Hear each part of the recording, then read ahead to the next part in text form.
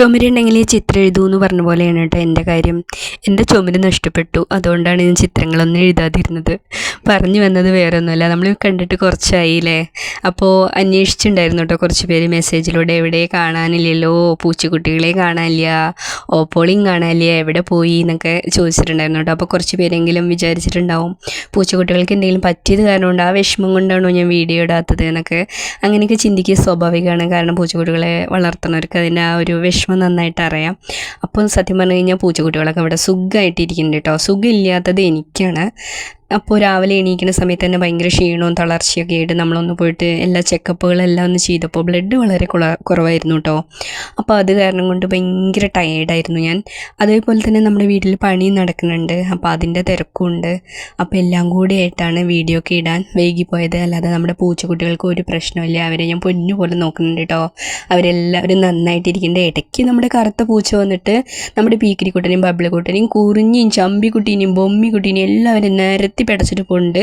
എന്നാലും കൂടുതൽ അടി വാങ്ങി കൂട്ടണത് നമ്മുടെ പീക്കിരിക്കുട്ടനും ബബിളിക്കുട്ടനാണ് കേട്ടോ.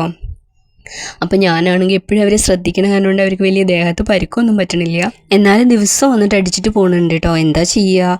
അപ്പോൾ നമ്മൾ ഈ നോക്കണ കാരണം കൊണ്ടാണ് കേട്ടോ ഈ പാവങ്ങൾ ജീവിച്ചിരിക്കുന്നത്. അല്ലെങ്കിൽ സത്യം പറഞ്ഞു കഴിഞ്ഞാൽ കാടമ്പൂച്ച ഇവരെ കൊന്നിട്ടുണ്ടാവും കേട്ടോ. അപ്പം നമ്മുടെ ബബിളിക്കുട്ടനൊക്കെ കാടമ്പൂച്ചയെ കണ്ടു കഴിഞ്ഞാൽ കിട്ടുകിട്ടാന്ന് വിരക്കിട്ടോ. അത്ര പേടിയാണ്, ഒരു വല്ലാത്തൊരു പൂച്ചയാണ് കേട്ടോ. അത് നന്നായിട്ട് ഉപദ്രവിക്കുന്നുണ്ട്. അപ്പോൾ ഇതൊക്കെയാണ് ഇവിടുത്തെ വിശേഷങ്ങൾ. നമ്മുടെ പൂച്ചക്കുട്ടികളൊക്കെ സുഖമായിട്ടിരിക്കുന്നു. ഒത്തിരി സുഖക്കുറവുള്ളത് എനിക്ക് മാത്രമാണ്. അപ്പോൾ ഇതിനു മുമ്പിട്ട ഷോർട്സിലൊക്കെ എന്നെ കണ്ടു കഴിഞ്ഞാൽ നിങ്ങൾക്ക് മനസ്സിലാവും. അതിൽ തന്നെ അങ്ങനെ കമൻറ്റ് ഉണ്ടായിരുന്നു കേട്ടോ, അയ്യോ ചേച്ചി എന്ത് പറ്റി, ചേച്ചിക്ക് നല്ല ക്ഷീണമാണല്ലോ എന്നൊക്കെ ചോദിച്ചിട്ട്. അപ്പോൾ ഇതാണ് കാര്യം. അപ്പോൾ എനിക്ക് എല്ലാവരോടും പറയാനുള്ളത്, എല്ലാവരും സമയത്ത് ഫുഡ് കഴിക്കണം, നല്ല ഭക്ഷണങ്ങൾ കഴിക്കണം. കാരണം പഴയ ആൾക്കാർ പറയണ പോലെ ചുമരുണ്ടെങ്കിൽ മാത്രമാണ് നമുക്ക് ചിത്രം എഴുതാൻ പറ്റുള്ളൂ. ഒരു പണി കഴിയുമ്പോൾ അടുത്ത പണി കഴിയട്ടെ എന്ന്, അടുത്ത പണി കഴിഞ്ഞിട്ട് ഫുഡ് കഴിക്കാമെന്നൊക്കെ വിചാരിച്ചാൽ ഇങ്ങനെ ഇരിക്കും കേട്ടോ. ഞാൻ എൻ്റെ പൂച്ചക്കുട്ടികൾക്കൊക്കെ സമയത്ത് ഫുഡ് കൊടുക്കും കേട്ടോ. അവർക്ക് ഇഷ്ടപ്പെട്ട ഭക്ഷണമാണ് അവർക്ക് കൊടുക്കുക. പക്ഷേ എൻ്റെ കാര്യം മാത്രം തദൈവയായി.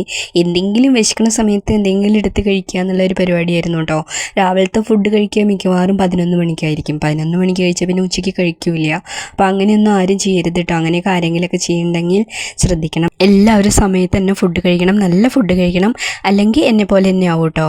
അപ്പോൾ ഇതാ കണ്ടില്ലേ, കുറിഞ്ഞി നമ്മുടെ വീട്ടിൽ വന്ന ആദ്യത്തെ പൂച്ചക്കുട്ടിയാണല്ലോ. അത് കാരണം കൊണ്ട് അവളോട് എല്ലാവർക്കും ഇവിടെ ഭയങ്കര സ്നേഹമാണ് കേട്ടോ.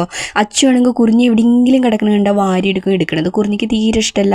അപ്പോൾ അത് അങ്ങനെ കടിച്ചിട്ട് മാന്തിയിട്ട് അവൾ രക്ഷപ്പെട്ടു കേട്ടോ. അപ്പോൾ എടുക്കരുത് എന്ന് പറഞ്ഞാൽ അച്ചു കേൾക്കൂല കേട്ടോ. അതാണ് ഒരു പ്രശ്നം. അപ്പോൾ കാണാതായപ്പോൾ അന്വേഷിച്ചവരോടും തിരക്കിയവരോടൊക്കെ ഒരുപാട് സ്നേഹം കേട്ടോ. വീണ്ടും കാണാം.